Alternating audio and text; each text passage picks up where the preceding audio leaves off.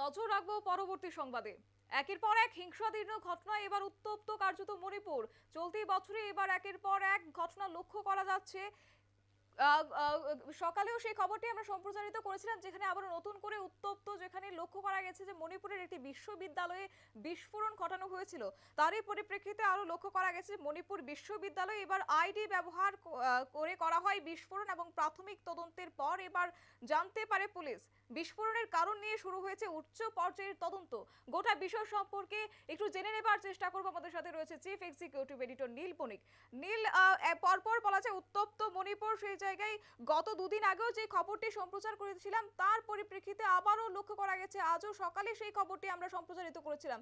এবার এই ঘটনাটি নিয়ে কি রয়েছে বিস্তারিত যদি একটু বলো।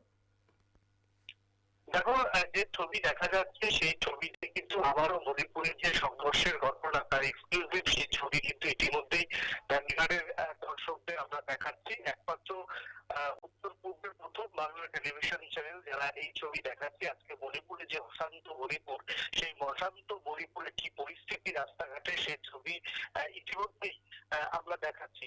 পাশাপাশি গতকাল রাতে যে বিশ্ববিদ্যালয়ে যে আগুন লাগানো হয়েছিল বা আইডি বিস্ফোরণ করা হয়েছিল, বলা যায় এটা একটা আইডি বিস্ফোরণ করা হয়েছে। সেই আইডি বিস্ফোরণ পিছনে কারা ছিল তা এখন খতিয়ে দেখছে পুলিশ।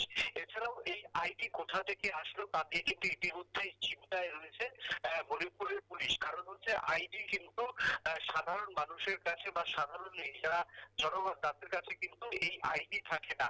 তবে মনে করা হচ্ছে যে বার্মা হয়ে দুষ্কৃতীরা এই আইডি তাদের হাতে এসেছে এবং এই আইডি দিয়ে কিন্তু মণিপুরের যে বিশ্ববিদ্যালয় সেই বিশ্ববিদ্যালয়ে বিস্ফোরণ ঘটানো হয়েছিল এবং প্রাথমিকভাবে আইডি কে চিহ্নিতকরণ করা হয়েছে। তাতে একজন নিহত হয়েছেন এবং বেশ কয়েকজন আহত হয়েছেন। যেহেতু সেই সময় বিশ্ববিদ্যালয়ে ক্লাস চলছিল তার জন্য হতাহতের পরিমাণ কিন্তু অনেক কম। যদি ক্লাস চলতো তাহলে কিন্তু এই যে হতাহতের পরিমাণ আরো ব্যাপক হতো। সকালবেলা থেকে নতুন করে মণিপুর অশান্ত হয়ে উঠেছে। সেটা ইতিমধ্যেই তৎপর হয়েছে, রাস্তা থেকে মব পরিষ্কার করছে তারা এবং বিশাল পুলিশের এবং সেনার কনভয় কিন্তু ইতিমধ্যেই বিশ্ববিদ্যালয়ের চারপাশ ঘিরে রেখেছে। তবে প্রাথমিকভাবে পুলিশের অনুমান আইডি ব্যবহার করেই এই বিস্ফোরণ ঘটানো হয়েছিল। তবে এই আইডি কোথা থেকে এসেছিল, কতটা শক্তিশালী ছিল, তাই এখন তদন্ত করছে ফরেনসিক বিশেষজ্ঞরা। শতাব্দী, তুমি যে নিউজ ভ্যানগার্ড যে ছবি দেখাচ্ছে সেই জায়গায় বলা হচ্ছে বিস্ফোরণ সেই ঘটনা ঘটেছে, ভয়াবহ ঘটনা। এবার তো সেক্ষেত্রে আমরা সকালে যে খবরটা সম্প্রচারিত করেছিলাম লক্ষ্য করা গেছিল যে একজন নিহত হয়েছে। নিহতের খবর কি আরো এবার কি বেড়েছে, নাকি নিহত একজনই রয়েছে, বা আহতদের সংখ্যাই বা কত রয়েছে যদি একটু বলো।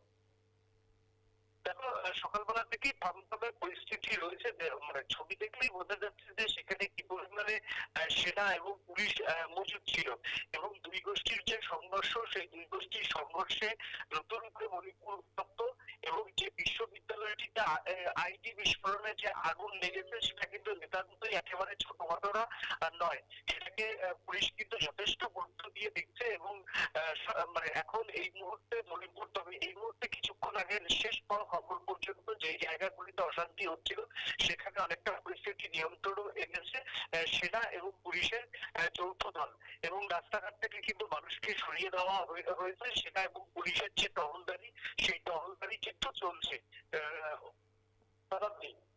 একদমই, ধন্যবাদ।